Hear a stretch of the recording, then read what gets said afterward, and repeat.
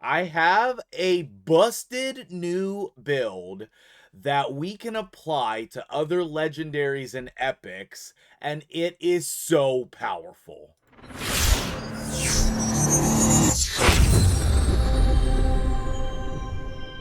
What's up, guys? MtgJedi here. How you doing today? Big shout out to my dude DeGreer, always coming up with these insane strategies, and I'm super pumped to show this one to you today.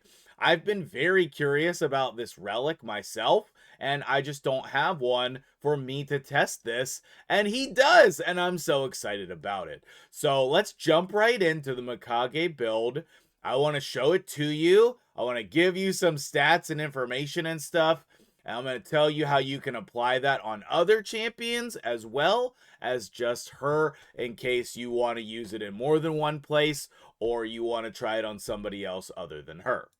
Okay, so let's jump right over here. And before you say anything, okay, this is not about the 6-star awakening. This is not about the empowerment. It's not about all the fully awakened gear. All of that is outstanding, but that is not the point. Step one is the merciless gear, but that's not all. Okay, so we want a champion in 9-piece merciless for this chance of getting an extra turn, the damage and speed boosts, and the chance to decrease a random skill's cooldown by 1 turn. All of that is absolutely amazing, and if you're going to use this build, I highly recommend crit rate or crit damage gloves in addition to go alongside this, because you want to build a damage build. So at least putting some kind of damage stats on the champion, as you can see here. The key to this build is a relic, though, and this is Perched Shadow. This relic is new and super interesting. It's an epic relic, so some people might have it. It's not going to be that uncommon once you start getting relics from Faction Wars. And it's pretty interesting because it has 2 diamond slots. I don't know of any other one that has 2 diamond slots. I mean, maybe I just don't know all the relics yet. Good chance. But it's just an uncommon thing to have. He has accuracy by 30 when removing buffs, resistance by 30 until they take a turn. All of that is great. You just customize it based on what you have on your account. But the point here is you have a 10% chance to receive an extra turn when using the default skill if at least 1 active skill is on cooldown. And that chance goes up significantly, 2% each time, so pretty easy to get this to 16%. And then if you put a lot of effort, 18, and a total of 22% chance. Not that we're ever going to get any level 6 relics. I think it's actually impossible. If you have a level 6 relic, let me do a video on it. That would be amazing. But I don't think anyone in the entire world has a level 6 relic. I have 2 level 5 relics. You know what? Out of curiosity, I hope DeGreer doesn't mind me sharing here, but I wonder how many he has, since he's like an insane, awesome endgame player. He has 1 5-star relic there. That's all 12s. That's all 12s. 9, 9, 12, and 1 there. Okay, so he also has 2 relics. His relics look more awesome than mine, but about the same amount, maybe a little bit more. His quality is higher than mine as well, for the record. But what we're talking about today is this relic, Perched Shadow, in combination with the 9-piece Merciless gear. Now, if you don't have that, don't worry. There's other options, okay? Number 1, Relentless gear. You can put your 18% chance to get an extra turn and stack that with the relic. Number 2, the Reflex set. You can even do a 4-piece Merciless set, 4-piece Reflex, 4-piece Merciless, 4-piece Relentless, any combination of those. Last but not least, another thing that can do this is your impulse gear. 12% chance to reduce a random skill cooldown by 1. You can do a 2-piece, 4-piece, 6-piece set. Anything that's going to pair well with this relic is a good idea. Now, if you don't have Mikage, I'm not sure why you clicked on this video, to be honest. Tell me about it in the comments. But I want to share other champions that you can put this on. DeGreer was estimating about 100 million damage increase from this build when he was running it in Chimera, and then he's going to try it in Hydra as well. And like, you know, this is a dude who has a stacked roster. So when he finds something potent like this, it really stands out because he has a lot of options at his disposal. So saying that this is one of the most powerful things he's found lately, like that speaks a lot of words. It speaks importance to me. Now, if you'd like to see a video showcase of this in action, make sure you mention that in the comments. For today, I'm just focusing on the strategy and the other champions that you can be using it with. Speaking of other champions that you can use it with, who else would this build be good on?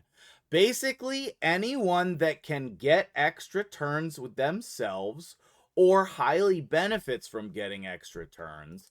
I want to start off by mentioning the recent fusion Lysanther Beastmaster, which it doesn't seem like DeGreer went for, but I think that this is an amazing combo ability here. Has a 20% chance of repeating the attack, and then when it repeats the attack, he has a chance to proc extra turns, and then when the A3's on cooldown, then he can proc extra turns there. It's just like a whole cycle of procking extra turns. Similar to how it used to work with Robar back in the day, but I didn't really want to put Robar in here because his damage is just like mid in comparison to a lot of champions in the game. Robar actually still really good.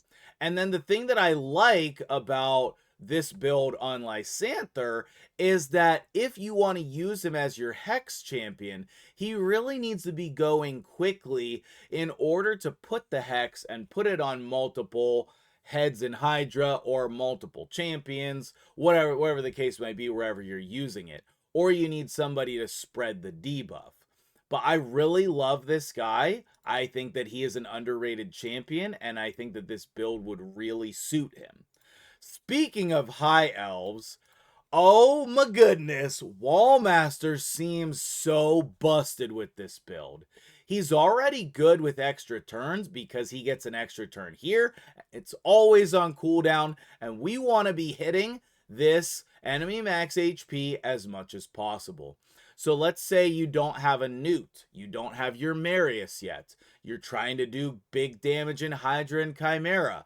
This is the type of build that could be insane on Wallmaster, these gear sets combined with the relic. Also, an epic champion in this faction would be Skaramis. I will just tell you right now, this champion is amazing. He is so good, but I always want more chances to do this ability. And so getting extra turns, lowering the cooldown so that I can get back around to his A3, I think is so good. And then also for controlling waves, he has a low chance to place the stun. But if we're proccing this multiple times, if we're having more A1s, that's going to be more champions that are stunned.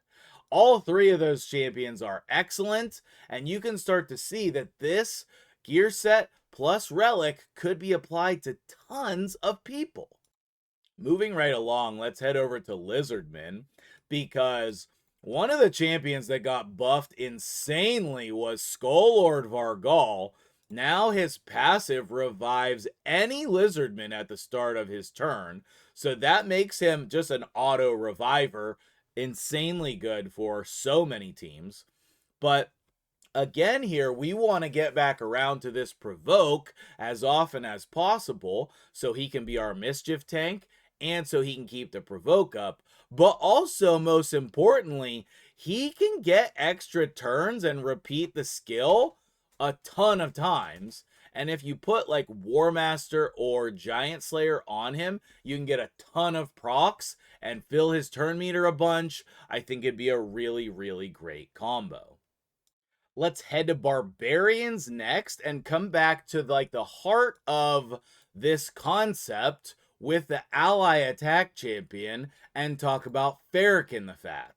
I mean, if you want a champion that is going to be pushing your entire team's damage in multiple ways, this is the one right here. We have the ally attack, we have the HP burns and the poisons, and the decreased defense. If he was in this build, he could just literally be your entire debuffer. You wouldn't even need another champion to have decreased defense in the team. I think that this would be a crazy amazing build on him. And then another type of champion that it would be good on is champions that when they get extra turns, they do more damage, like Cecia. We're placing the HP burn. She's getting an extra turn a lot of the times, and then she's instantly activating it, doing the decreased defense and weaken. You can see how powerful this would be on her. I want to do one more legendary and then finish with 2 epics. And make sure that you let me know who you think this build would work the best on, or you're just going to stick to Mikage with it because that's going to be the best. Next up is going to be Ninja. Ninja, if you have him, is going to be ridiculous in this build. The hard part is going to be getting the 500 accuracy as well as the damaging stats, but maybe you could use the Mikage aura to supplement or an increased accuracy champion in the team as well. Because we all know how good his A3 is, but if we remember that this will decrease the cooldown, okay? It's going to decrease the cooldown, and then we're also going to get this decreased defense more often as well. And since we're needing accuracy, he can be our decreased defense champion, and then all of that works together to snowball into more and more damage, especially with combining it with Mikage. And it would be crazy if you could put both of them in this build. You'd just be getting so many extra turns and doing tons and tons of damage. I have the first epic that I want to mention here at the end of the video is Sylvan Watchers, and that's going to be Dythy. We all know Dythy is an extra turn, cyclone of a champion in this game. He has an extra turn on all 3 of his abilities as a potential, and putting this build on him would just, oh my goodness. You could take like 10 turns in a row. It would be wild and crazy. And, he's a great damage dealer. Plus, he's your decreased defense champion, self-buffing, etc. All of that could be seriously amazing. I almost put Ruella on the list, but she's pretty similar to that. I mean, you can put her on the list if you want. I think this build could be really, really amazing on so many champions. Last but not least, man, oh man, I'm not exactly sure if this would work on Shamael because I don't think he only has 2 abilities. So I'm not sure if it would work on him, but if this combo works on him, you would just be cycling back and forth between his A1 and A3, plus he's getting all of those passive attacks, and then you'd be getting this high damage dealing A3 so many times. So, what do you think about this build? I think that this is amazing. I definitely need to try this on my account. I don't have the relic yet, so hopefully I will get that soon. But even just the idea of the 6-piece Merciless, I feel like we all wanted to do this when this set first came out, but now is the time when we're just starting to really have good 9-piece Merciless sets, or possibly. So anyway, I hope this was helpful to you. I wanted to give some budget options of this concept. also some end game options, and then a lot of different champions that you can use with this. So hopefully I've succeeded in those goals today. I hope this helps your account. Let me know how much damage it improves your teams with, and have a great day. Big shout out to my dude DeGreer for showing me this. Oh my goodness. Where would we be without you, my dude? Thank you so much.